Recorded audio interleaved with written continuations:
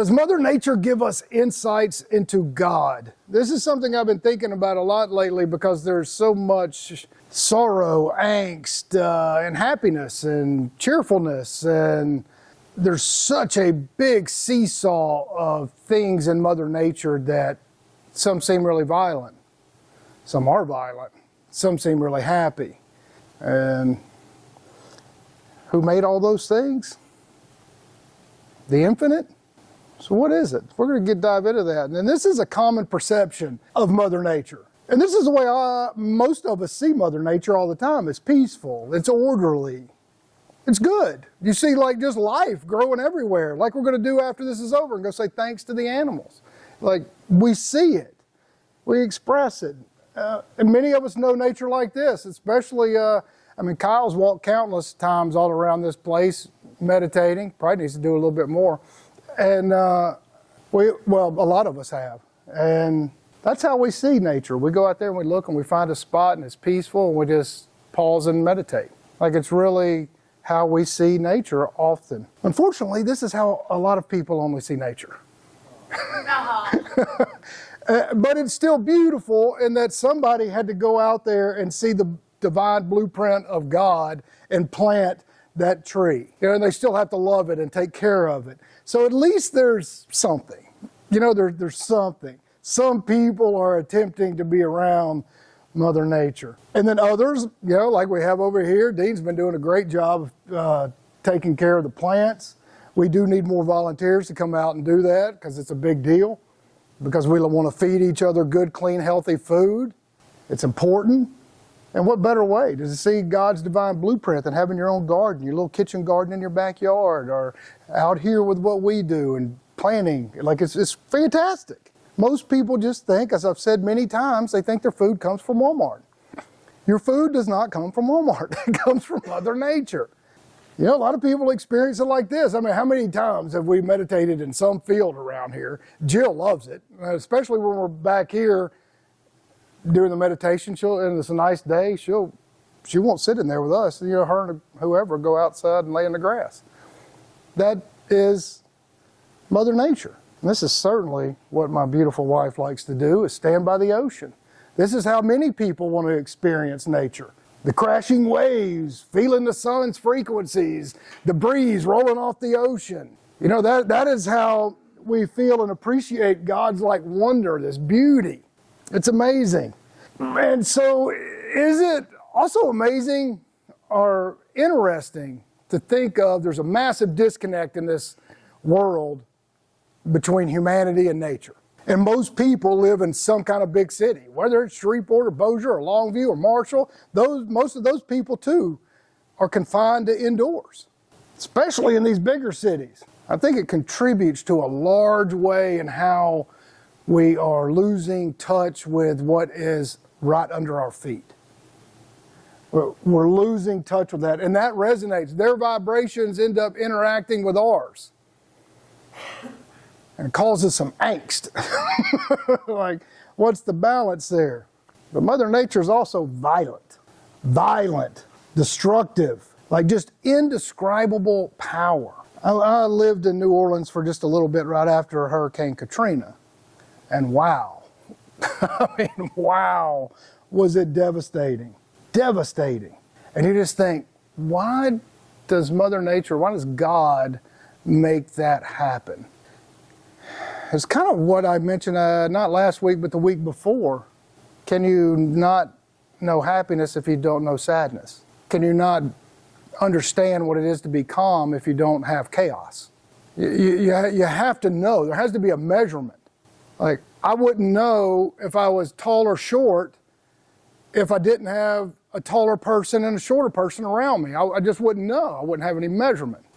If all I understood was hate and fighting and yelling and screaming and non-communication, I would never know there was another way to communicate and to love and to actually talk and respect each other.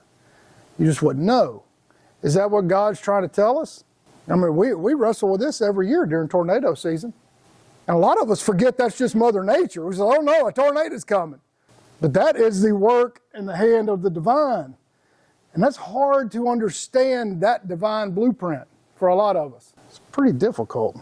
But also, whenever those things happen, we see the best in humanity. We see people coming together and helping total strangers. I mean, it was amazing when I was down in New Orleans. People from all over the country, people from the other sides of the city where they weren't affected as bad, all neighbors helping each other.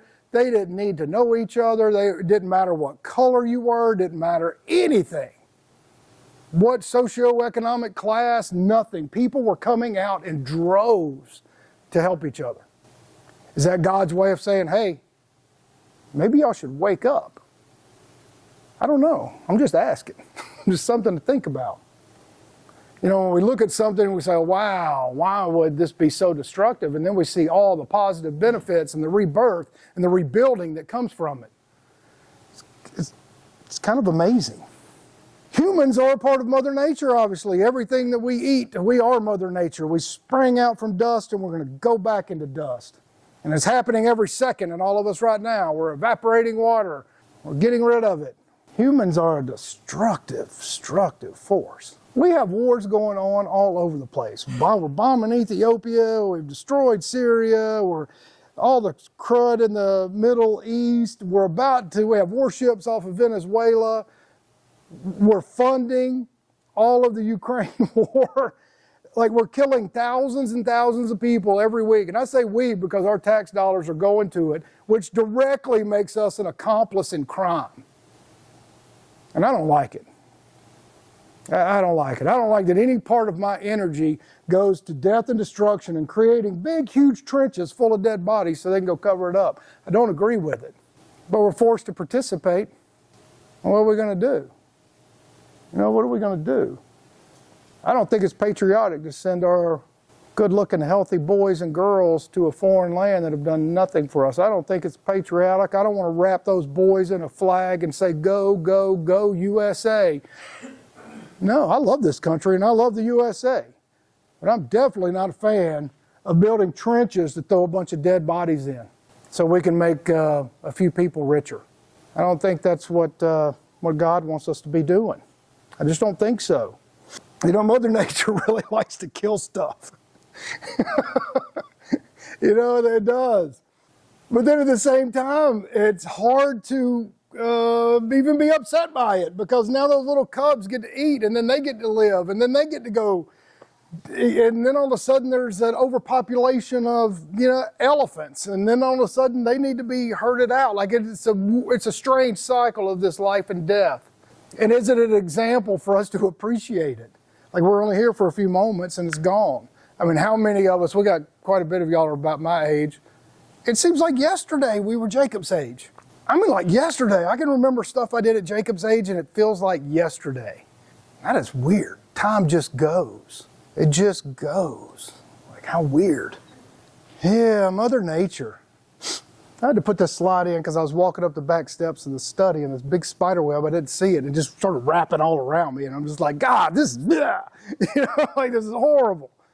And I was like, yeah, thank you, God, for teaching me to watch out for tangled webs. But it's a metaphor for everything. Stay away from complication. Just stay away from it.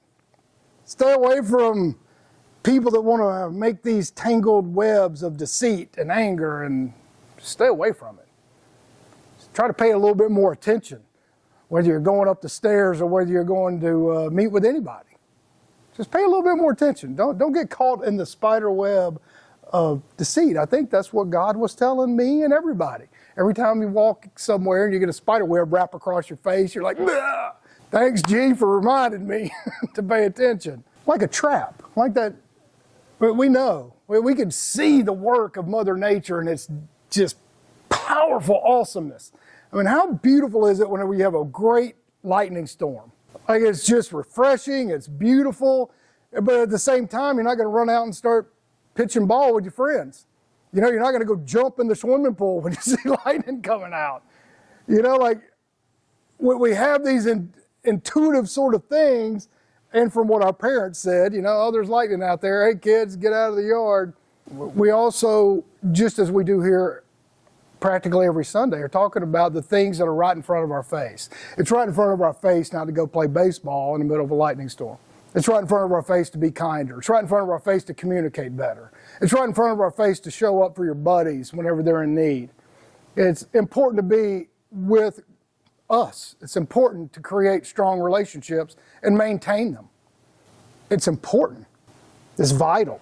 Mother Nature is tough. You know that same slide of the girl relaxing, or Jill relaxing on the beach. Same pretty girl goes out there and she gets her arm ripped off. Get your leg bit off. Mother Nature is tough. Be cautious. Isn't that what God is telling us? Like, be cautious. Appreciate the grandeur, the magic of it all. But don't go play with the cubs in the lion's den. It's probably a mistake. Just, don't go do stupid stuff. And this is what I've been thinking about a lot with Mother Nature. Isn't it the perfect representation of the yin and yang? Like, there's so much violence in Mother Nature, and there's so much goodness. And isn't that the same way inside all of our hearts sometimes? I mean, don't you get, Nate, irritated at some people? And you could feel that kind of darkness, and then in the next 10 minutes, all of a sudden you get a phone call or something else happens, and all of a sudden you're in a good mood, and you feel like some love, happiness in there. So it's like there's this big yin and yang going on in everybody all the time. And we're just steadily spinning that sucker. Isn't that what Mother Nature is doing right in front of our face, nonstop? Nonstop. Whether we're worrying about finances, whether we're worried about how our kids are turning out, whether all these things, is big twist and balance. It's like a seesaw. We've been instructed to be good stewards of Mother Nature. It's all through the Bible. All through it. It's all through every major scripture in the world. Be good stewards of the land. And how many people do not even take their shoes off and set foot on the land? It's a big deal. That's why today we're going outside again. We're going to do the stuff like we do. We only have this one land, just like we only have this one body, just like we only have a certain set of friends. Let's use it. Let's use it. And we have these legs. They weren't made to be sitting down all day. I mean, they were meant to be walking. These boots were meant for walking. And there's something peaceful and seemingly violent in like everything. It's crazy. We're at the top of the food chain. So if we're at the top, and if you're Jews, or the whole Old Testament is full of being good stewards of the land, the New Testament with Jesus and all other scriptures, we are the ones in charge. So should we treat our animals right? And should we be good stewards of the land? Like, we're poisoning the ground, so we have to put more crap on the ground so it grows healthy. And we wonder why we have massive cancer rates, why everybody's obese, and all this crazy stuff. Shouldn't we be putting good energy into what we do so we get good energy back? Nate, I'm picking on you today. But this is what we're doing.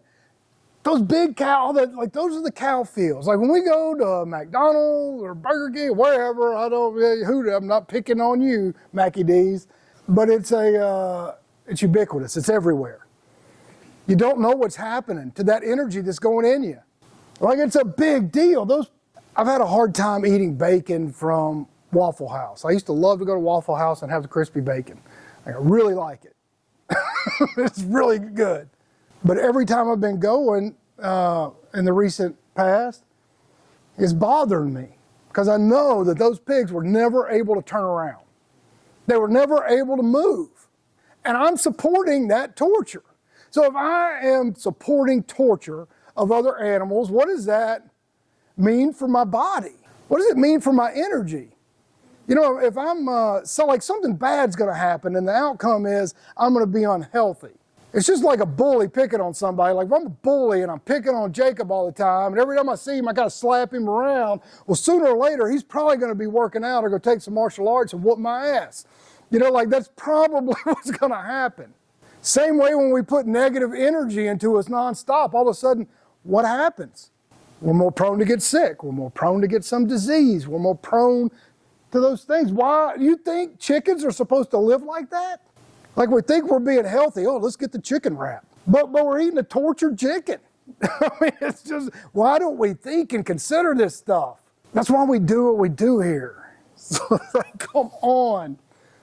Come on. It's not that difficult. That's why we need a few more volunteers to start coming out and helping us plant more and take care of it, so we can have more. Now, we did a bad job this past year with the pruning in the orchard. Well, we did a great job pruning, but those birds, they just came and tore it all up. Well, we'll do a better job next year. That was really sad. But we can do what Jill does today. We can go out, we're going to feed the animals. We're going to say thanks to them. We're going to love them like we're supposed to do, because we want that energy inside of us. We want good energy. Like I want to give Randall good love, and I can want to feel his happiness back. I want to do the same thing with Ricky. When I have coffee with Steve on Tuesday, I want to sit there with him and laugh, and we're going to talk about whatever we always do, and the energy, we feel good. I'm going to meet with Jim, and we're going to have just happiness. You know, like when me and Kyle got finished with documentary last night after